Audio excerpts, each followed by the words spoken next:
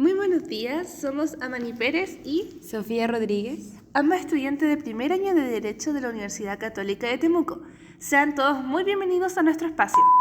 El día de hoy hablaremos sobre los tipos de derecho, las obligaciones y las cosas, y también otros temas relacionados al derecho romano. Es por eso que están todos invitados al podcast. Amani, ¿sabes a qué abarcan los derechos personales? Sí, pues Sofi, acuérdate de la clase de romano. Recuerda que son derechos relativos. Esto quiere decir que ejercen en relación a una persona. Así como, por ejemplo, supongamos que alguien nos debe dinero, ¿ya? Pero yo tengo un derecho de cobro que solo puede ejercer en relación a ese deudor en específico. Aquí hablamos de una prescripción. ¿Qué quiere decir prescripción? Este derecho significa la adquisición o pérdida de un derecho por el transcurso del tiempo. ¿Pero qué queremos decir con transcurso de tiempo, Sofía? Es una prescripción liberatoria que después de un cierto plazo ya no se puede reclamar, ya que en los derechos personales existe un tiempo para reclamar, el cual si yo dejo pasar que se extingue el derecho a este reclamo. ¿Me estás entendiendo, cierto? Sí. Bueno, sin embargo, ¿qué podemos decir? Que son limitados. Se crea y producen constantemente. También son regulados por leyes supletorias. Todo el interés en particular y de las personas. Esto quiere decir que las personas son las que disponen. Claro, y cabe recalcar que estos derechos no ejercen sobre una cosa, sino respecto de una determinada persona, como por ejemplo, Amani, los contratos, como por ejemplo la compraventa, el arrendamiento, el préstamo de dinero o el contrato de trabajo. Sí, tienes toda la razón, Sofi. Sofi, no recuerdo qué eran los derechos reales, ¿tú te acuerdas? Sí, mira, te lo explico ahora. Son derechos absolutos. Esto quiere decir que son oponibles a todos. Se establecen en base a una cosa. Que sean oponibles a todos significa que abarcan para todos, para más de una persona. Ah, eran esos que tenían del transcurso de tiempo la prescripción adquisitiva, ¿verdad? Sí, esos. Ah, y eso tenía que ver cuanto más avanza el tiempo, era mayor el derecho que tenemos, ¿no? Sí, eso mismo. También son regulados por leyes imperativas, o sea que entran en juego al interés público del Estado, al orden público, y acá las leyes no se pueden modificar. Por ejemplo, el usufructuario tiene la obligación de dejar a salvo la sustancia de las cosas. Estas leyes deben cumplirse indiscutiblemente. Ah, mira. Otro ejemplo que podemos dar: terrenos, edificios y objetos consagrados a el culto, como los sepulcros, entre los ciudadanos y los peregrinos. Amani, ¿sabes? Mira, me quedó un dato, aparte de que en la clase me llamó mucho la atención, creo que me quedaron algunas dudas en cómo se divide. ¿Sabes cómo se divide la res? Sí, pues Sofi, de hecho hay muchos tipos de res. A todo esto, ¿sabes qué son las res? Sí, tengo una idea, pero no sé si estará bueno. A ver, tú explícame. A ver, las res nos estamos refiriendo a las cosas. Pues en el sentido estrictamente más amplio hablamos de los asuntos, todo asunto, como por ejemplo el vacuno, el fundo, entre otras cosas. También se habla de la res gentae. Bueno, hay muchos tipos de res, por si acaso estamos hablando de la res gentius, hablamos de la res adversae, hablamos de la res pública, entre otras. Así que ahí te las voy a dividir. Bueno, algo interesante del res es que aparte de dividirse en varias categorías, hay dos específicas que se llama, si no me equivoco, Divini Juris, que tiene que ver con lo sacramental, con lo religioso, y el Humani Juris, que si no me equivoco también tenía que ver con el derecho humano. Pero también tenemos otras divisiones que es el Res Divini Juris, que es lo que te comenté anteriormente, que son las cosas de derecho divino, son aquellas que se rigen según los ritos, las costumbres sagradas, y se distingue en tres tipos. Los res sacrae, que te comenté, que tiene que ver con el origen prerromático, románico, tiene que ver con las cosas sagradas, son aquellas que han sido consagradas a las que han sido objeto de un rito de consagración, participen en el rito de una cosa o persona pasa, y esta está destinada al culto. Tenemos como por ejemplo los templos, ya que no se pueden vender. Después tenemos la res santa, que es una cosa santa que está protegida por una sanción. Esto quiere decir, por ejemplo, que una parte de la ley, todas las leyes romanas disponen de un santío, ¿cierto? Esto significa que al que profane esa ley por el santío se hace acreedor de esa sanción. Por lo tanto, toda ley tenía una sanción. ¿Tú sabes algunos ejemplos de esto? Sí, yo recuerdo que el profe dio un ejemplo de los muros de Roma que eran una cosa santa, que los tribunos estaban protegiendo. Sí, exacto, de los tribunos que estaban protegidos. Muy bien. También hablamos de la res religiosa, cuando una cosa religiosa siempre es vinculada al culto de los muertos, relacionadas con los sepulcros, es decir, deben estar depositados los restos mortales de una persona y ese depósito le da el carácter de cosa religiosa. De esto es que nace el jus sepulcri, que es el derecho a visitar el sepulcro. Religio es el volver a unir aquello que la muerte separó. Ah, qué interesante. Y otro tema sería el res humani iuris, que son las cosas del derecho humano, aquellas que se rigen según el derecho civil. Amani, ¿tú te acuerdas cómo se dividían estas? Sí, de hecho, llegaste justo a mi parte favorita, que vamos a hablar de la res mancipi, que tiene que ver con lo que solo se puede transmitir por el rito del emancipatio. ¿Te acuerdas del emancipatio? Sí, si no me equivoco, era el contrato verbal, formal y solemne con el que se transmitía la propiedad de las cosas mancipables, ¿no? Sí, eso tenía que ver, muy bien.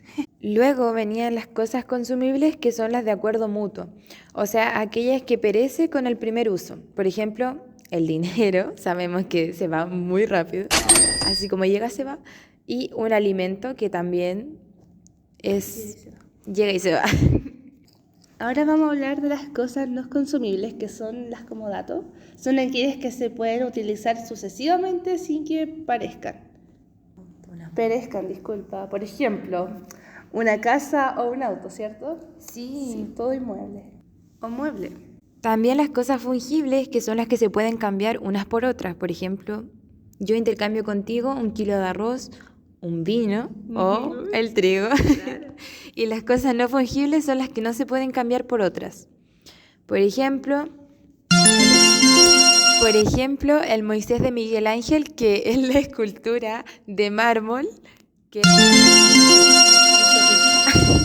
Después nos vamos a las cosas genéricas, que son cosas que pertenecen a un género. En estas no se le puede aplicar el caso fortuito y tenemos como ejemplo el trigo y el vino. Después nos vamos a las cosas específicas, que son cosas específicas que pertenecen al caso fortuito. Entre ellos tenemos como ejemplo al caballo ganador de la última carrera. Luego tenemos a la res comunes omnium, que son las que pertenecen al género humano, cosas que por naturaleza pertenecen al género humano, o sea, a todos los hombres, y que todos se pueden aprovechar de ellas. Por ejemplo, la luz del sol, el agua, el fuego. Después tenemos la res publicae, que es aquellas cosas que pertenecen al popolo romano, es decir, que pertenecen al pueblo romano. Y tenemos como ejemplo el foro romano, que es la vía Apia. Y la res universitatis, que es la del municipium, que son aquellas que pertenecen al municipio. El municipium son las bases de la república. Por ejemplo, cualquier bien que pertenezca a un municipio, las plazas municipales, las calles municipales, cosas así. Bien, ahora hablaremos de los 3 conceptos importantes de los derechos reales. Uno de ellos es la propiedad, el señorío jurídico más amplio y más extenso que puede ejercer en la relación en una cosa. El señorío deriva de dominus, que significa señor, que tiene que ver con la plena in re potestas, potestad plena sobre las cosas. El señorío en jurídico, esto significa que ejerce según el derecho. Jus utendi, el uso, es el derecho personal del uso en el arrendatario, surge de un contrato que dura por un cierto tiempo. Es relativo a las partes que hicieron el contrato y no tiene la entidad que tienen los derechos reales. El derecho real de uso es absoluto y es perpetuo. Esto quiere decir que no se extingue. Luego seguimos con el jus freudi, el derecho de percibir los frutos. Los frutos en derecho son el resultado económico de las cosas a producir. El jus abutendi, que es la disposición, es traspasar la cosa a otra persona. Este derecho se puede ejercer solo una vez, ya que después no soy el propietario. Estos tres derechos son desmembrables. Esto quiere decir que los puedo pasar de a uno si yo quiero, o si yo así lo dispongo. La propiedad es absoluta, exclusiva y perpetua. En el transcurso del tiempo no lo extingue, al contrario, los mejora. Me estoy refiriendo a los derechos. Derechos de propiedad. Tenemos la propiedad adquiritaria, que es la del derecho civil. Es la más difícil, pero la mejor. Y al ser la mejor, está protegida por la acción reivindicatoria, la acción rápida, efectiva y que protege a los dueños. Y la propiedad bonitaria, que es la del derecho extranjero, el derecho de gentes. Es más informal, protegida por la acción publiciana, más lenta, donde hay que producir prueba y por tanto es menos efectiva. Amani, la posesión, ¿sabes a lo que nos referimos con eso? Mira, la posesión como concepto general es una palabra possession. A ella, la posesión. Ahí estamos chistosos. Ya. Retomando lo serio, designa del poder del hecho que alguien tiene sobre una cosa corporal, con ánimo de tenerla para sí. Podemos decir que se trata de siempre a un señorío de hecho, en el que interesa esa relación real afectiva con la cosa. ¿Qué queremos decir esto? Por ejemplo, el dueño de una cosa, por regla general, en el mismo tiempo es el poseedor de ella, ¿se entiende? Pero si la pierde o se le sustraen, dejará de ser el poseedor, aunque siga siendo él el dueño. Qué interesante igual, no sé. Sí. Aquí está, se distinguen dos elementos en la posesión: el corpus, que es tener una cosa bajo mi poder, y el animus, que es el ánimo de comportarse como dueño de la cosa. O sea, tiene que ser no violenta, no clandestina y no precaria. Sus efectos, Sophie, de la posesión serían varias categorías. Entre ellas está: por medio de la posesión se puede llegar a ser propietario. Como dijimos anteriormente, para adquirir el dominio de una res mancipi se realizaba a una tradición ex justa causa, y quiere decir que adquiremente es propietario desde que se accede a la posesión de la cosa. Igual tenemos por medio de la posesión continuada y de otros requisitos se puede usucapir una cosa. Hablamos también de la cosa de nadie por medio de la ocupación, lo que hace propietario a ella, y el poseedor de buena fe de una cosa que adquiere el fruto de ella. Tenemos también la posesión, que juega un papel importante en el proceso de reivindicatorio. ¿Qué quiere decir esto? Reivindica por carácter de la posesión que está obligado a suministrar toda la carga de las pruebas, mientras que el proveedor demandado está en mejor situación procesal, ya que en principio no debe probar nada. Y finalmente tenemos el poseedor, que independientemente de que tenga o no un derecho a poseer, resultará protegido contra los ataques del hecho de un tercero que pretenda turbarle su posesión o despojarlo de ella.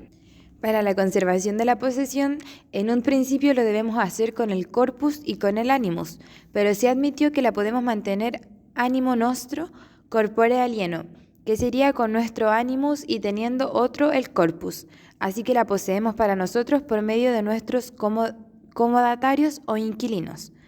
Somos los poseedores mientras que ellos gozan de una mera tenencia. Sophie, pero tengo una duda. ¿Cómo podemos perder la posesión? Se pierde la posesión si perdemos el corpus de la cosa o dejamos de mantener el animus, o por la pérdida de ambos elementos. La pérdida del corpus significa que si se tenía unas piedras y éstas se cayeron al río, o si tenían un fondo y ésta está ocupado permanentemente por un río o por el mar. Y la pérdida de animus es cuando ocurriría cuando al poseedor, aún reteniendo la cosa, determina su voluntad de no querer seguir poseyéndola. Así, por ejemplo, o yo, Sofía, vendo una casa a B, que sería la Mani, pero llegamos a un acuerdo de tal modo que yo continúo reteniendo dicho bien título del inquilino. Ahora vamos a hablar de los modos de adquirir el dominio. Tenemos dos categorías, la bonitaria y la quiritaria. La bonitaria va de la mano con el jus gentium y la quiritaria con el jus civilis. La bonita va originada con la ocupación, la accesión y la especificación. También va derivada de la tradición. Y la quiritaria va, como dije anteriormente, va de la mano con el jus civilis, originaria del usucapio y derivatio de la mancipatio in iure cessio y el adjudicatio. Como originarios, la ocupación es el modo de adquirir una res nullius, que puede recaer este modo sobre cosas muebles o cosas inmuebles. Amani, ¿cómo podemos diferenciar lo mueble de lo inmueble? Los bienes inmuebles son las propiedades físicas, en cambio los muebles son las propiedades tangibles, materiales. Por ejemplo, los inmuebles serían los bienes raíces y los muebles serían los materiales que pueden ser vendidos o trasladados de un lugar a otro. También la accesión es cuando una cosa accede a la otra. La regla jurídica que aplican los romanos dice accessorium sequitur principales, o sea que los accesorios siguen siempre a lo principal. Puede presentarse de tres formas: inmueble a inmueble, cuando una cosa inmueble se adhiere a otra cosa inmueble. Por ejemplo, el aluvión es cuando de manera imperceptible se desprenden partículas de un fundo para adherirse a otro. La avulsión es violenta, súbita, que se produce de manera perceptible y se da mucho en las zonas costeras, en las dunas más que nada. También mueble a inmueble, cuando una cosa mueble se adhiere a una inmueble, y mueble a mueble, cuando una cosa mueble se adhiere a otra cosa mueble. Cuando dos bienes muebles pertenecen a dos dueños diferentes y se unen para formar uno solo.